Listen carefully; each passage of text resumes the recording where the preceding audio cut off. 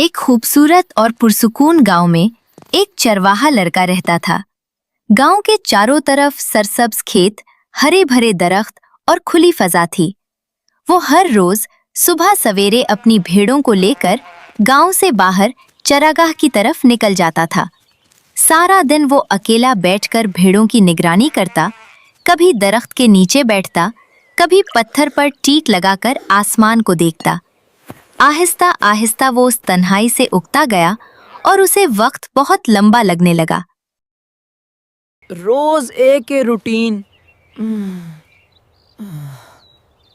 जिंदगी बोर से हो गई है। एक दिन उसके जहन में एक शरारती ख्याल आया। उसने सोचा कि क्यों ना गांव वालों के साथ थोड़ा मजाक किया जाए ताकि उसे मजा आए।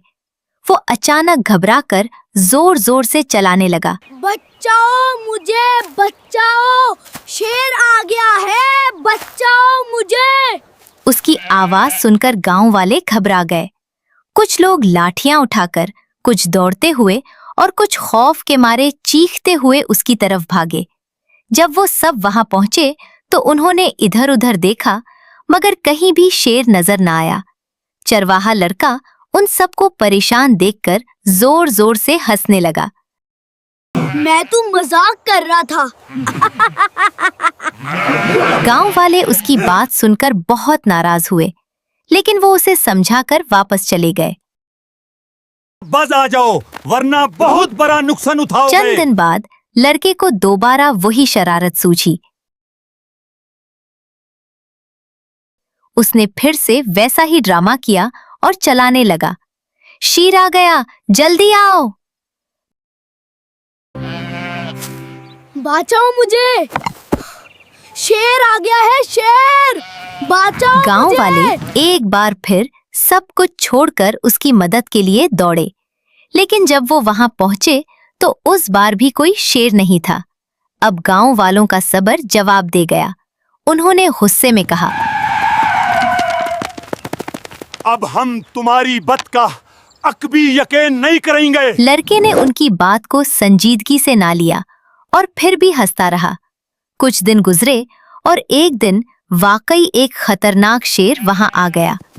वो आहिस्ता आहिस्ता भेड़ों के करीब आया और अचानक उन पर हमला कर दिया।